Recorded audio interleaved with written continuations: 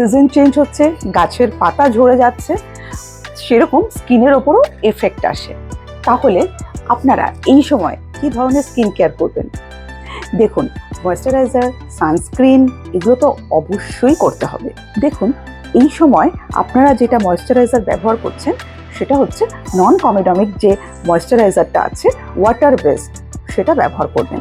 এমনকি সানস্ক্রিনও যখন ব্যবহার করবেন সেটাও ওয়াটার বেসড। আমি বারবার বলি, যখন সার্চ করবেন কোনো প্রোডাক্ট যে কোনো কোম্পানির, তখন দেখে নেবেন যে ওয়াটার বেসড হচ্ছে কিনা। কি কোম্পানির ইউজ করবেন সেটা তো আমি কোম্পানির নাম বলতে পারি না, না এরকমভাবে। কিন্তু যখনই আপনারা কোনো কোম্পানির কিনবেন, সেখানে দেখে নেবেন নন কমেডমিক আছে কিনা, ওয়াটার বেসড আছে কিনা। সেটা সানস্ক্রিনও হতে পারে, এমনকি ময়েশ্চারাইজারও হতে পারে। আর ডে ক্রিম, নাইট ক্রিম আলাদা করে ব্যবহার করার কোনো দরকার নেই। আমি তো সবসময় বলি, একটা ময়েশ্চারাইজার রেখে দেবেন, যেটা দিনেও ব্যবহার করতে পারেন এবং রাত্রেও ব্যবহার করতে পারেন। শুধুমাত্র দিনে যখন ব্যবহার করছেন তারপরে সানস্ক্রিন ব্যবহার করবেন, আর রাত্রে ব্যবহার করার আগে নায়াসিনামাইড সিরাম বা যাদের বয়স হয়ে যাচ্ছে তারা রেটিনল সিরাম ব্যবহার করবেন। কতদিন ব্যবহার করবেন, কিভাবে ব্যবহার করবেন, সবটা দেওয়া আছে। তাই সঠিকভাবে আপনারা স্কিন কেয়ার করুন।